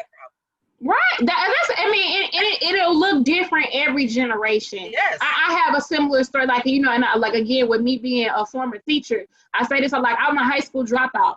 My mama never made it to high school. My grandma, like, still doesn't have, like, her education. You know what I'm saying? Like, she was still able to progress, because at that time, like, you know what I'm saying, like, having a high school diploma, yeah, it will take you further, but you can still do some stuff without it. Right now, you can get away with a little bit, but it's gonna come a time where you have to prove those literacy skills. You know what I'm saying? So my mama went back to school and got her GED at 35 when she had me. We stayed in the shotgun apartment on the south side, like when I'm staying in now. You know what I'm saying? Like, similar. Well, actually, her neighborhood was better. She stayed there. It's okay, God. We gonna elevate. But like, you know what I'm saying? Like it like her doing that, and she doubted herself and was afraid, and you know what I'm saying? And when she got it, I remember. So when I got kicked out of high school, it went like literally the next week I was like signed up for GD classes. You know what I'm saying? Like it wasn't no like, oh, like, and I had other people who doubted me, and like, it's my dad, like, oh, you're not gonna make it now, but that's because like when he quit, he didn't go back. So people be projecting their own things on and that's and that's what it is. They project that. Because I ain't do it, you can't do it, huh? That's it. Like, I mean, because the limitation is really their mindset is really their self. You know what I'm saying? But they think because they didn't do it, nobody can do it. It just can't be done. But the thing is, impossible things happen every day because we take the limits off of it. But the greatest pleasure of mine, like, I don't have children yet, you know, but my younger sisters, like, are 10 and 9 years apart from me. And I was in California at the time. I flew back from my younger sister graduation, and I was screaming to the top of my lungs because she was the first one in our family to not have to go the secondary route and go to GED class. She got to graduate. You know what I'm saying? She had the high school experience. Like, she's in community college now, and she's getting ready to leave community college because she figured out what she wanted to do. But I'm proud that she was the first one that could go all the way through and move through there. So, like, the thing is, like, it's a no-brainer for every generation after this. Like, you know, like, it can be done. it will be done. You get what I'm saying? So like education, like, and then the thing is like, don't get this confused. A lot of people, Angela Davis said this, don't let your schooling get you mixed up with education, because my degrees mean nothing. But I ain't gonna show you, like this bookshelf that's over here, I'm like, I look at the stuff that was on the floor. We ain't gonna do that.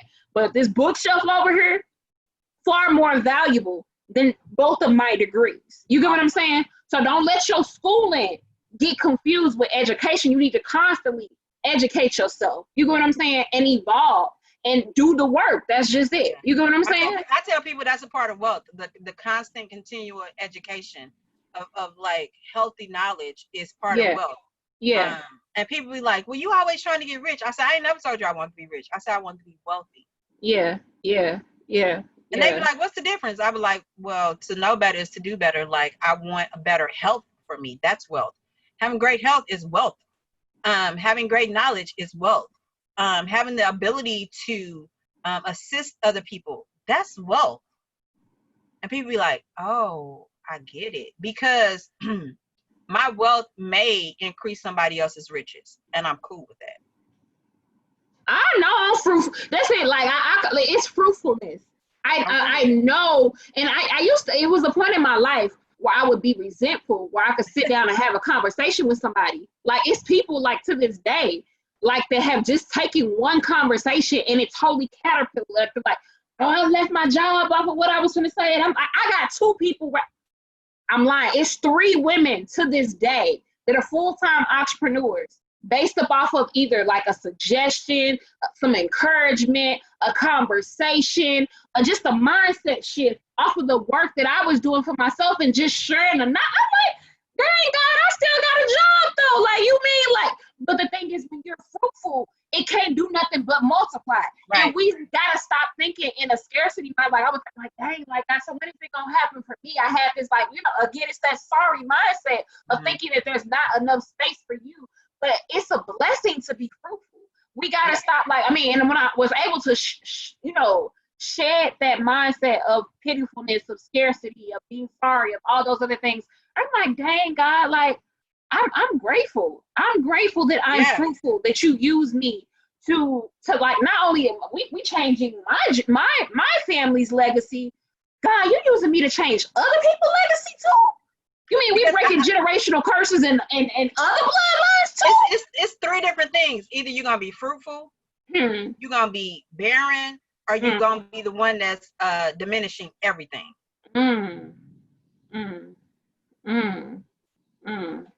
All of them can, either one of them. You can land at either one of them. It's your choice. Yep. It's totally a mindset shift. It takes work for a tree to bear fruit. Let me say, I love palm trees. Palm trees has always been my thing. And when I moved to California, I was so happy. I'm like, oh my God, let's see palm trees all the time. It was like always my thing. And like, y'all see, I look like I'm in a safari right now. But I love trees. Green is like sunflowers. I love sunflowers. Sunflowers are a deal too. Yeah. The joint about bamboos and like, well, I'm gonna talk about a bamboo tree. The bamboo tree, I think it takes 7 to 9 years to sprout up. That's a long time. That's a long time. Look how sturdy bamboo is, though. Bro, and they live forever. Breaking that stuff. Yeah, That's it. And in California, like, if people don't know, it's like, it's a reason why, like, we're in St. Louis, but like in other places, like a palm tree is so durable. If they go through hurricanes, bro, like, I don't know, like, people don't survive hurricanes. These trees have the ability to flex, like, completely, and then they can stand back up. They have the ability to bend and come back, just like women. To bend and come back, and just the resilience of it. I never know, like, dang, God. Like, why do I just love palm? I love, like, the whole, but, like, when I started, like, looking into, like, what these mean, like, and just putting in a metaphysical word, like, to be resilient, to be able to bend, to be able to grow, to be flexible, like, this is that ever-changing, like, to be evolving. So, you know what I'm saying? Like, it's an evolution, like, of yourself. Like, be like the bamboo, be like the palm tree, like, you know what I'm saying? Elevate in ways that, you know what I'm saying? Like, you didn't even know, like, some of us, we've been through so much, and we still leaning. But since you can come back up, like literally, you just didn't even know, like, you still slanted over here, you still stuck. It's some, I've seen palm trees like this, and grow like that. But guess what you never hear? You don't ever hear a palm tree say, I'm sorry for being a palm tree. They don't say it. That's it. And I be so fascinated because humans want to be so superior. We not. We all in this. We all in this in a balance because humans do some of the dumbest things in the world. And then they want to call themselves superior. Like, why would, if you so superior, why do you relate to yourself with the animals? Like, they supposed to be under, but y'all, they know how to read a storm better than we do. We listen to the dang on weather people who are wrong 75% of the time. Babe, if I see some clouds and I see some birds in a hurry up situation, I don't care what that weatherman say, I know it's a storm coming. Yeah. Oh, it's gonna be sunny today. Okay, on that radar, be good. But look, because this world is forever living, it's forever changing. So you ain't gonna get it right all the time. Yeah. And also it's this quote. They were saying, like, I don't even know how to paragraph, but I had one on my bathroom, and it was saying, like, you know what I'm saying, like forgive yourself for like not knowing what you didn't know until you lived through it. Right. That's one point. Yeah. And then another one, just to paraphrase, because I can't even pull it up. It's like I'm paraphrasing, like totally. This is not what the saying says, but like, if you change your mind, it's okay. If you change your thought, like if you, like, a lot of us, like, we believe other people's laws, but then we make these laws for ourselves that we don't know. Like, laws were made by humans who are imperfect. We're sinful. We're like all of these things. There's no such thing as perfect. And when something doesn't work, laws are changed every day. They're changed without us even knowing it. Worked for that particular time. It did. It made sense for that particular time. But life, once again, I'm gonna sound like a record repeating. Life is forever changing. Yeah. So are our laws forever changing. So if we're living, we want to be truthful. Some of our laws exist because they have never been changed. They don't even work for today's society. Some of our laws are living laws because they keep changing with society and they make more sense. Yeah. But we definitely gotta forgive ourselves for not having the knowledge, but we also gotta hold ourselves accountable for when we get the knowledge to do the work. Yeah, that's real. All right, hit us to that recap, sis. Where we at? Okay, so the recap is, if I don't get nothing else across, you guys, please don't apologize for living your best life. If you are living your best life, which means you are doing self-care, you're doing self-love, your intentions are correct, you don't have a problem with accountability, holding yourself accountable, you don't have a problem with accepting lessons, you don't have a problem with teaching, like living your best life. Don't apologize for living your best life, but not because then that negates. The next thing is, if you have done wrong or an injustice to someone, apologize. Yeah. The next thing, get out of the state of sorriness. Yeah. That was my three things. Don't apologize for living your best you. If you know that you have done something and somebody, especially if somebody has stated it to you, apologize with actions that match it. Don't just say it because it sounds good. Make sure you have the actions that match it. Even if it makes you uncomfortable, it's okay. And the next thing is, please get out of the state of sorry, because you're not pitiful. That's real. So to close this out, sisters, I highly suggest, give yourself some grace through this process. You know, like, it's going to be challenging. We're going to consistently make mistakes. And that's okay. You know, I think that the biggest thing, like you said, I know, Tabasha, you said this before, like, people need permission sometimes, but okay, so if you needed permission here, I'm gonna give you permission. But let me tell you, you don't need my permission to live your best life. You don't need anyone's permission to live your best life. Like, and you don't need anybody's approval.